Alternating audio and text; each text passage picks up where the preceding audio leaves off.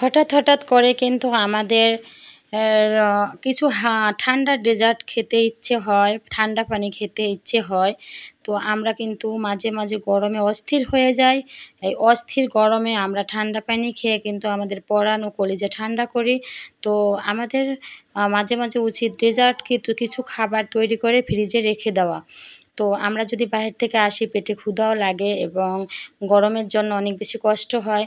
তো আমরা এরকম কিছু ডেজার্ট তৈরি করে যদি ফ্রিজে রেখে দিই, তাহলে কিন্তু আমাদের বাসায় আসার পরে কিন্তু ১ পিস ডেজার্ট যদি ফ্রিজ থেকে বের করে খাই, তাহলে কিন্তু অনেক বেশি ভালো লাগে এবং পরাণ কলিজা ঠান্ডা হয়ে যায় এবং পানি যদি এর সাথে যদি আরেকটু ঠান্ডা পানি খাই, তো প্রত্যেকেরই উচিত বাসায় কিছু না কিছু গরমের সিজনে ডেজার্ট তৈরি করে ফ্রিজে রেখে দেওয়া।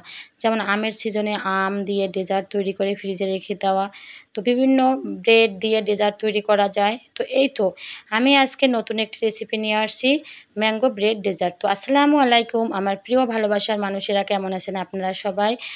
তো আমি তরল দুধ নিলাম, তারপরে চিনি নিলাম, কাস্টার্ড পাউডার নিলাম, আম নিলাম একটি আর ব্রেড নিলাম। তো কাস্টার্ড পাউডার আমি ভালোভাবে একটা বাটিতে ২ চামচ নিয়ে তরল দুধ দিয়ে ভালোভাবে মাখিয়ে নিলাম। দেখেন আমি তরল দুধ দিয়ে ভালোভাবে মিশিয়ে এটা ভালোভাবে মিশিয়ে মিক্সড করে ভালোভাবে রেখে দিলাম আলাদা বাটিতে। দেখেন গুলিয়ে নিলাম ভালোভাবে।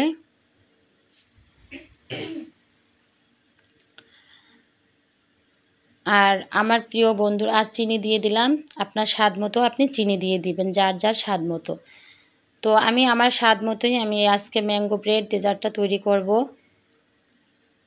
তো এখন আমি ১ কেজি দুধ নিলাম। ১ কেজি দুধের সাথে দুধটি ভালোভাবে চিনি দিয়ে হাফ কেজি দুধ তৈরি করে নিলাম। তার মধ্যে কিন্তু আমি ৩ থেকে ৪ চামচ আমি কিন্তু পাউডার দুধ দিয়ে দিলাম। তো এরকম করে আপনি হাফ কেজি করে ফেলবেন। আর যে কাস্টার্ড পাউডারের যে মিশ্রণটি ছিল সেটা আমি ভালোভাবে দুধের সাথে মিশিয়ে নিব। মিশিয়ে ভালোভাবে ঘন করে নিব। তো প্রিয় ভালোবাসার মানুষেরা, যদি আমার রেসিপিটি ভালো লাগে অবশ্যই আমাকে সাবস্ক্রাইব করবেন এবং পাশে থাকা বেল বাটনটি অন করে দিবেন, নতুন নতুন ভিডিও পেয়ে যাবেন। আর লাইক ও কমেন্ট করবেন। তো দেখেন আমি কিন্তু মিশ্রণটি মিশিয়ে দুধের সাথে ঠান্ডা করতে দিলাম।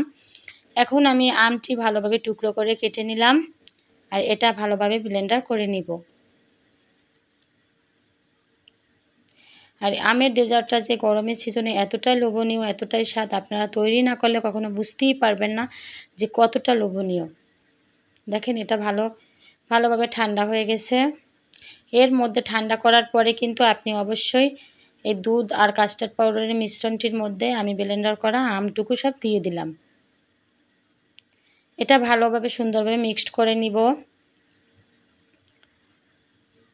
এখন আমি নতুন করে আরেকটি পাত্রে ২ চামচ ২ চামচ গুঁড়ো দুধ নিলাম আর ১ চামচ কনডেন্স মিল্ক নিলাম আর একটু তরল দুধ দিয়ে ভালোভাবে মাখা করে নিব। ক্রিম বানিয়ে নেব। এটা হচ্ছে আমার ডেজার্টের ক্রিম।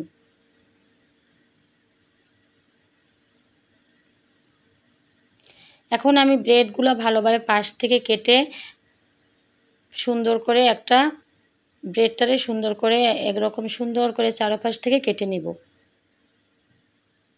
প্রত্যেকটা ব্রেড আপনারা সুন্দর করে এভাবে পাশ থেকে কেটে নেবেন। আর গরমের সিজনে এটা যে কতটা খেতে লোভনীয়, আপনারা বাসায় একদিন হলেও আমার প্রিয় আপুরা ভাইয়ারা ট্রাই করবেন। তো এখন আমি একটা বাটিতে ভালোভাবে এই ব্রেডগুলো ভালোভাবে সাজিয়ে নিলাম। আপনি আপনার মতো করে সুন্দরভাবে সাজিয়ে নেবেন। দেখেন প্রথমে আমি একটা রুটি দিয়ে দিলাম। দিয়ে তারপরে আমি যে এই যে তরল দুধ আর কাস্টার্ড পাউডারের মিশ্রণটি, আমের মিশ্রণটি সব যে মিক্সড করেছি এটা ভালোভাবে উপর থেকে দিয়ে দিলাম।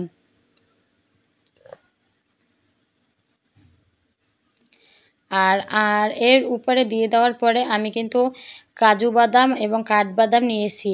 এটা আপনাদের সাথে শেয়ার করিনি। তো কাজু বাদাম এবং কাঠবাদামগুলো ভালোভাবে আমি ছোট ছোট টুকরো করে কেটে নিলাম। আপনি একদম চিকন করে স্লাইস করে কেটে নিলেও পারবেন এবং গোল গোল টুকরো করলেও ভালো লাগবে। তো আমি কিন্তু লম্বা লম্বা করে স্লাইস করে নিলাম। তো দেখেন উপর থেকে কিছু বাদাম আমি ঘুরিয়ে দিয়ে দিলাম। এখন এর উপরে আবার ব্রেডগুলো আবার দিয়ে দিলাম।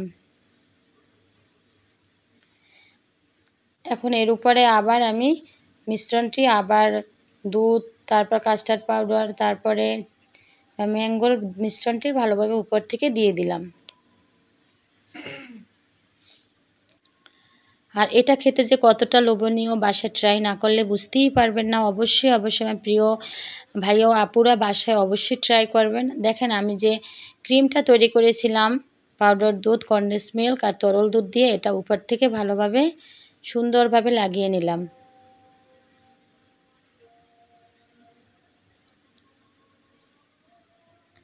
আর সম্পূর্ণ এখন আবার বাদামগুলো সম্পূর্ণভাবে উপর থেকে দিয়ে দিলাম।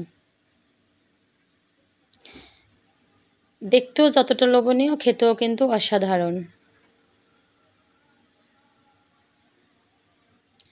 আর কিছু টুকরো টুকরো আম আলাদা করে রেখেছিলাম, আমগুলো উপর থেকে সুন্দর করে সাজিয়ে দিয়ে আবার বাদাম সাথে আরও বাদামগুলো দিয়ে দিলাম। আর এটা এই তো আমার অলরেডি হয়ে গেল। আর এখন আমি 1 থেকে 2 ঘন্টা ফ্রিজে রেখে দিব। ফ্রিজ থেকে 2 ঘন্টা পর বের করে আপনারা এটা কেটে খাবেন যে কতটা অসাধারণ এবং কতটা লোভনীয়, কতটা সুন্দর। তো এই তো দেখেন দেখতে কতটা সুন্দর। আমি কিন্তু ফ্রিজ থেকে বের করে 2 ঘন্টা পর ফ্রিজ থেকে বের করে কেটে দেখাচ্ছি। এই দেখেন আমি একদম মানে কি বলবো আপনাদের যে এতটা অসাধারণ হয়েছে খাবারটা, এতটা লোভনীয়, যা না বাসায় তৈরি না করলে অবশ্যই মিস করবেন। এটা মনে হয় যেন কি মানে যে রসমালাই যেরকম খেতে একটা অন্যরকম স্বাদ, সেভাবেই এটা একদম মুখে দিলে একদম গলে যায়। মনে হয় যেন আপনি মুখে রসমালাই দিয়েছেন।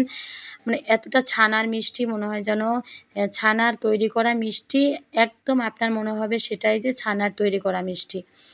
দেখেন আমার ডেজার্টটা হয়ে গেল এবং আপনাদের এক পিস উঠিয়ে আপনাদের সাথে শেয়ার করতেছি যে কতটা লোভনীয় এবং দেখতে খেতেও কতটা স্বাদ।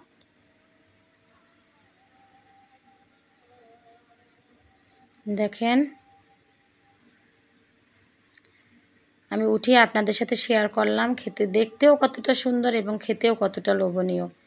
এই তো আমার ডেজার্ট হয়ে গেল এবং গরমের সিজনে এটা ফ্রিজে রেখে যদি আপনি খেতে পারেন তাহলে কিন্তু অসাধারণ, এবং ফ্রিজে রাখার পর আরও বেশি অসাধারণ লাগে খেতে এবং সুস্বাদু। তো সবাই আমার ভিডিও দেখবেন এবং লাইক ও কমেন্ট করবেন আর সাবস্ক্রাইব করবেন আমার। আর যারা অলরেডি করে ফেলেছেন তাদের অসংখ্য ধন্যবাদ, এবং যারা নতুন আমার ভিডিও ভালোবাসার মানুষরা দেখবেন তাদেরকে শুভকামনা আমার পাশে থাকার জন্য। তো এভাবে একদিন হলেও বাসায় ট্রাই করেন। সবাই ভালো থাকেন, শুভকামনায়। আল্লাহ হাফেজ।